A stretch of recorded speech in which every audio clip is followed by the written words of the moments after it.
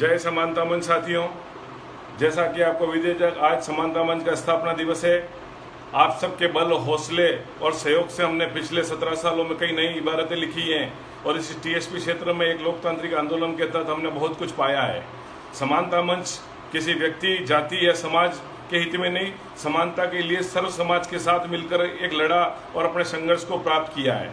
ये लड़ाई टीएसपी क्षेत्र के बाहर से हमारे साथ हो रहे अन्याय के विरुद्ध थी और जिसे हमने बहु हद तक प्राप्त किया है। हमारे इस क्षेत्र की रहने वाली समस्त जातियों के हितों में समानता मंच ने कार्य किया, वो चाहे जनजाति वर्ग हो, एससी वर्ग हो या सामान्य ओबीसी वर्ग हो। और हमारी लड़ाइयों से हमने बाहर के लोगों को रोका और हमारा जो लाभ बाहर जा रहा था उसके लिए किया है। साथियों, इस आंदोलन के तहत हमने पिछले कई सालों में कम से कम 12-13 रैलियां की, जिसमें 25 से 30 हजार लोग, 1 लाख लोग, 1.5 लाख लोग तक भी इकट्ठे हुए, पर कभी भी हमारा आंदोलन उग्र नहीं हुआ और लोकतांत्रिक तरीके से हमने ये लड़ाई लड़ी है। हमारे ऊपर इस आंदोलन के तहत मुकदमे चले, पर मुकदमे हमने किसी कार्यकर्ता को आज तक उसमें घायल नहीं होने दिया, किसी व्यक्ति को फंसने नहीं दिया। मुकदमे हमने हमारी छाती पे लिए और सरकार से हमने लड़े। आज 17-18 मुकदमे हमारे कार्यकर्ता और मुझ पर हुए, पर ये मुकदमे हमारे अभ्यर्थियों के बल पर लड़े। चाहे जिला परिषद से किसी सीओ को उठा के लाना हो या रात की 2 बजे किसी मंत्री को जगाना हो या किसी मुख्यमंत्री की गाड़ी को रोकना हो, ये समानता मंच के पदाधिकारी और इनके हमने हमारे कार्यकर्ता को कभी उग्र नहीं होने दिया। साथियों, लोकतंत्र में आंदोलन तभी सफल होता है जब वो शांतिपूर्वक किए जाएं। बैसला जी ने 90 मरा के कुछ नहीं प्राप्त कर सके, हार्दिक पटेल ने 7 से 8 लोग मरा दिए, कुछ नहीं प्राप्त कर सके। और ऐसे कई आंदोलन है जिसके अंदर हमने जनहानि देखी है और लोगों ने अपने युवा अवस्था में बहुत सारा खोया है, जन धन की हानि हुई है, करोड़ों रुपए का नुकसान हुआ है। तो मैं कहता हूं वो आंदोलन तभी सफल है जब उसका नेतृत्व सही ढंग से किया जाए और शांतिपूर्वक किया जाए। हिंसक आंदोलन आज तक हमें कुछ नहीं दिया सिवाय हमें धुआं, आंसू, खून और लूटपाट के दर्ज के अलावा। साथियों, कहीं न कहीं अभी जो जिले में या टीएसपी क्षेत्र में जो कुछ दिनों पूर्व माहौल बना, ये बड़ा ही दुर्भाग्यपूर्ण है। ये शांतिपूर्वक इलाका हमारा क्षेत्र का जाना जाता था पूरे देश के अंदर। हम प्राकृतिक आपदाओं से भी बचते थे, ना या कभी भूकंप आता था, न कभी आगजनी होती थी, कभी बाढ़ होती थी। और शांति के मामले में तो एक प्रेरणा की बात थी कि हिंदुस्तान में अगर कोई सबसे बढ़िया इलाका है तो शांतिपूर्वक इलाका डूंगरपुर, बांसवाड़ा और प्रतापगढ़ का क्षेत्र माना जाता है। पर आज हम पे ये कलंक लग चुका है। भोले भाले अभ्यर्थियों को बहला फुसला के राजनीतिक साजिश का शिकार बनाया गया। जो मुद्दा कोर्ट में चल रहा था उसे कलेक्टर के बाहर बैठने से लगा के कहीं और ले जाके उसको उग्र आंदोलन किसने किया, इसके पीछे जाकर भी सोचना पड़ेगा। अभ्यर्थी को गुमराह किया गया, जो कानूनी लड़ाई थी उसको सामाजिक और राजनीतिक लड़ाई बना दी गई। इसमें और मैं कहता हूं इसमें किसी एक दल की गलती, तीनों दलों की अपनी अपनी सोच थी, वो गुमराह कर रहे थे। आज जो अभ्यर्थी इस क्षेत्र में भटक रहा था और जो युवा यहाँ का है उसको अपनी तरफ लाने के लिए इन तीनों राजनीतिक दलों ने इन लोगों को गुमराह किया। और जो लोग हाई कोर्ट और सुप्रीम कोर्ट में जो मुद्दे चल रहे थे उनको सड़कों पे लाके निपटाने की कोशिश की और आज सरकार की हम वापस उसमें एसएलपी लगाएंगे। तो कहीं न कहीं उन अभ्यर्थियों के साथ कुटारा गाते उनको गुमराह किया गया। साथियों, ये दलों ने अपनी तरफ युवाओं को अपनी तरफ करने की होड़ के अंदर इनको अपना टूल बनाया और एक कच्चे माल की तरह उपयोग किया। तो आज हमें जनहानि देखनी पड़ी, 2 युवाओं को अपनी जान खोनी पड़ी और कई अभ्यर्थी फंस रहे हैं। 1200 पदों के अगेंस्ट में आज 1200 मुकदमे, हम 1200 लोग नामजद मुकदमे में आए। ये कितनी बड़ी हमारी सोचनीय विषय कि जो अभ्यर्थी अपने पेट के लिए, अपने भविष्य के लिए लड़ रहा था, वो आज एक अपराधी की श्रेणी में माना जा रहा है। कहीं न कहीं इस सब के मामले में सत्ता के केंद्र में जो लोग हैं वो जिम्मेदार हैं। कांग्रेस का आंतरिक संघर्ष है। एक मंत्री जी, पुराने मंत्री जी से ऊपर निकल जाना चाह रहे हैं। एक पहले वाले नेताजी एक नए युवा नेता से आगे निकल जाना चाह रहे हैं। उन्हें लगता है कि हम इन युवाओं को अपनी तरफ करके नए युवा नेता को रोक देंगे। वही बात है कि बीजेपी भी कल जो प्रतिनिधिमंडल आया और वो कहती है कि कुछ अफसरों का रोल है। अरे अफसरों का रोल क्यों, आपके कुछ नेताओं का भी रोल है। सरेआम इन लोगों ने भड़काया, जिनकी जमीन बीटीबी के आने के बाद खिसकी, उन लोगों ने इस आंदोलन को भड़काने में किया। इसकी जांच नए सिरे से करनी चाहिए। बीजेपी अपनी इस बात से नहीं बच सकती कि उसके लोग इसमें इन्वॉल्व नहीं थे। उनके 1 एमएलए और 2 पदाधिकारी बड़े इसमें पूरे में इन्वॉल्व थे। उन्होंने आर्थिक सहयोग दिया और इन बच्चों को गुमराह किया। और मैं आपसे एक बात पुरजोर शब्दों में कहता हूं कि मुख्यमंत्री, सरकार और मीडिया में एक नई बात चल रही है कि नक्सली आंदोलन है। मैं कहता हूं इसमें नक्सली शब्द जोड़ के हमारी आदिवासी भोले भले युवाओं को बदनाम नहीं किया जाए। कोई व्यक्ति आए होंगे, उन्होंने अपनी बात रखी होगी, नक्सली करके किसी को बंदूक नहीं चलाई है, किसी ने लूटा नहीं, इनको गुमराह करके और इस सड़कों पर आ गए। इस भीड़ का कोई चेहरा नहीं होता है। आज इनको नक्सली बताकर हमारा इस क्षेत्र का अपमान किया जा रहा है, आदिवासी का अपमान किया जा रहा है। नक्सली होना किस लिए, चाहे सब कुछ, जब सरपंच से लगा कि सांसद तक इनकी जाति के लोग हैं, सब कुछ इनका है, आज नौकरियों के अंदर इतना लाभ मिल रहा है, वो व्यक्ति नक्सली क्यों हो सकता है? वो सिर्फ गुमराह किया गया और आज इन अभ्यर्थियों के उनके खिलाफ बात किया जा रहा है। नक्सली तो वो बनेंगे जिसके हक मारे जा रहे हैं, जिसकी बात नहीं सुनी जा रही है। आज क्षेत्र में राजनीतिक असंतुलन है।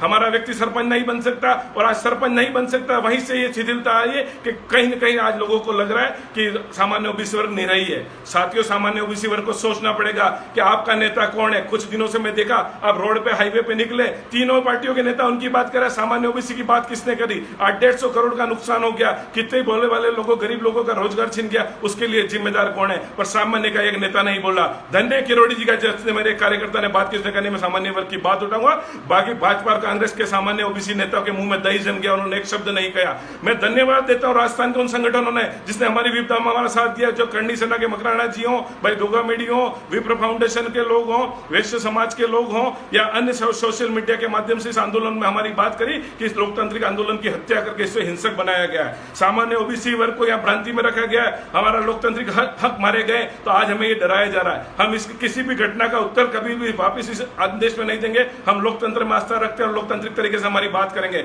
साथियों, सामान्य ओबीसी वर्ग को कहीं निरुत्तर होने की जरूरत नहीं है। सरकार ने भले वो जनजाति वर्ग को या हमारे लाभ खत्म करने के लिए टीएसपी का विस्तार कर दिया है। आज हमारी सीटें नहीं बढ़ाई गई, 5-5 विभागों में वैकेंसियों में हम स्टे लेके आए, टीएसपी क्षेत्र को 3 जिलों से बढ़ाकर 8 जिलों तक कर दिया गया, पर हमारे पद नहीं बढ़ाए गए। हमारे टीएसपी क्षेत्र के जनजाति भाइयों की बात आज भी, जो 12 में से 6.5% की कोई नेता नहीं कर रहा है और 1100 पदों में इनको गुमराह कर दिया, उन पदों को लाओ। आजादी से आज तक 1,32,000 पद एसटी के जो हमारे यहाँ बनते थे, वो बात सवाई माधोपुर मीणा, दौसा की मीणा लेके गए, उनकी बात कोई नहीं कर रहा है। आज एसटी में क्रीमी लेयर की बात कोई नहीं कर रहा। मेरे गाँव का आदिवासी पे 175 मकान में एक टीचर बनता है और 175 मकान एक कॉलोनी में, उसके अंदर 400 लोग राज की सेवा में जाते हैं। यानी कि आरक्षण का, जनजातीय आरक्षण का लाभ भी है, वो मात्र 10% लोग या 5% लोग ले रहे हैं और आम आदमी को डंडा और झंडा पकड़ा के हाईवे पर उतार देते हैं। साथियों, इसकी जांच की जानी चाहिए, किसके पीछे कौन कौन लोग हैं और इन भोले भले अभ्यर्थियों को आज अपराधियों की श्रेणी में लाए। उन माताओं से मैं माफी चाहता हूँ जिससे 2 लाख इसमें शहीद हो गए और उनकी छोटे छोटे बच्चों को तो ये पता भी नहीं था कि आंदोलन क्या चीज होती है, उनको आज मौत का गाल बनना पड़ा। तो मैं तो एक ही चीज कहता हूं कि हमें किसी की बात नहीं, हमारा जो राजनीतिक संतुलन उसको सरकार ठीक करे और इसके लिए कहीं ना कहीं जिम्मेदार सभी पार्टियां हैं। आज अपन कहते हैं कि बीजेपी ने किया, कांग्रेस ने, ये 1995 से भैरव सिंह जी से शुरुआत हुई और इसको अशोक गहलोत जी ने अभी तक लाया। आपकी सरकार खतरे में थी तो आपने 2 मिनट के लिए बीटीपी को अच्छा कह दिया, आज आप बीटीपी को विरोध बता रहे हो, कल बीजेपी को विरोध बता रहे हो। मैं कहीं नहीं कहता हूं, अगर ये कोई नक्सली गतिविधि नहीं है, इसको गुमराह किया जा रहा है, इसकी एसआईटी से, एनआईटी से, दिल्ली से जांच होनी चाहिए, सीबीआई जांच होनी चाहिए कि इसके पीछे कौन लोग थे, किन्होंने इसको उकसाया। किसी व्यक्ति, किसी जाति को इसमें टारगेट नहीं किया जा सकता, ये गुमराह आंदोलन था। मैं टीएसपी क्षेत्र के सामान्य ओबीसी वर्ग के सभी लोगों से विनती करता हूं, कहीं हतोत्साही होने की जरूरत नहीं और लोकतंत्र में हादसा लगे। हम किसी भी हिंसा का जवाब हिंसा से नहीं देंगे और हमारी लड़ाई आज तक चल रही, वो आगे भी चलेगी और आने वाले समय के अंदर मैं आपको आश्वस्त करता हूं कि एक लोकतांत्रिक तरीके से दशहरे के बाद हम यहाँ से जयपुर और दिल्ली तक कूच करेंगे, पैदल मार्च हो, वाहन मार्च हो, कैसे भी करके हमारी युद्ध देश के सामने लेके आएंगे कि राजनीतिक अस्थिरता की वजह से आज हमारा ये हाल हो रहा है कि 72 और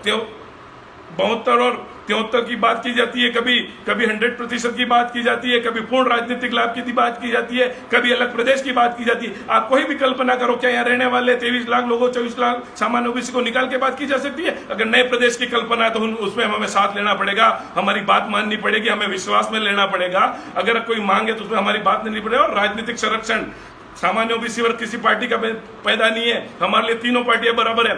जो अच्छा काम करेंगे, जो अब भी बढ़िया बात करेगा, उसके साथ जाएंगे। हम किसी पार्टी की बपोती नहीं, कांग्रेस चाहेगी हमें वोट देगी या बीजेपी वोट देगी। अगर बीटीपी भी अच्छी लाइन पे आएगी, अच्छी बात करेगी तो करेंगे, और कोई भी नहीं करेगा हम तीसरे को लाके लड़ेंगे, चौथे को लड़ेंगे, अपना वोटों का बहिष्कार करेंगे। साथियों, आपसे एक ही बात है, कहीं पे भी गुमराह नहीं हो, सोशल मीडिया पे अपनी भाषा और संयम को बनाए रखें। साथ ही एक बात बता दूं, वर्तमान में समानता मंच की गत लोकसभा के वक्त हमने सभी कार्यकारिणी को निरस्त किया है, आने वाले समय में कार्यकारिणी बना रहे हैं। तो किसी भी बात को ऑथराइज नहीं माने जब तक मेरे या प्रवक्ता के द्वारा नहीं आ जाए, और आप इस बात को तभी सुचारू रूप से माने। और हमारा आंदोलन लोकतांत्रिक था, शांतिपूर्वक था, गांधीवादी तरीके से चला और आज तक चला है। ये हक की लड़ाई है, लोकतंत्र से लड़के हमने आज तक रहा है और जनजाति समुदाय को भी हम इसमें साथ लेंगे। आज जो 50% हमने यहाँ लागू किया है, वो हमने बाहर के मीणा रोके, बाहर का राजपूत रोका है, बाहर का बनिया रोका है, बाहर का ब्राह्मण रोका है, उसका लाभ हम यहाँ की 36 कौमें मिलकर ले रहे हैं। फॉरेस्ट डिपार्टमेंट में 72% भर्तियां जनजाति से हुई है, पुलिस विभाग में 64% भर्तियां हुई हैं, शिक्षक भर्ती में लेवल फर्स्ट के अंदर आपका परसेंटेज 60% से ऊपर जनजाति के लोग हैं, जो मेरे 50% समानता मंच की लड़ाई के बाद लागू हो उससे हुआ। तो ये लड़ाई हमारे सभी वर्गों को मिलकर लड़नी हो और कहीं गुमराह होने की जरूरत नहीं है।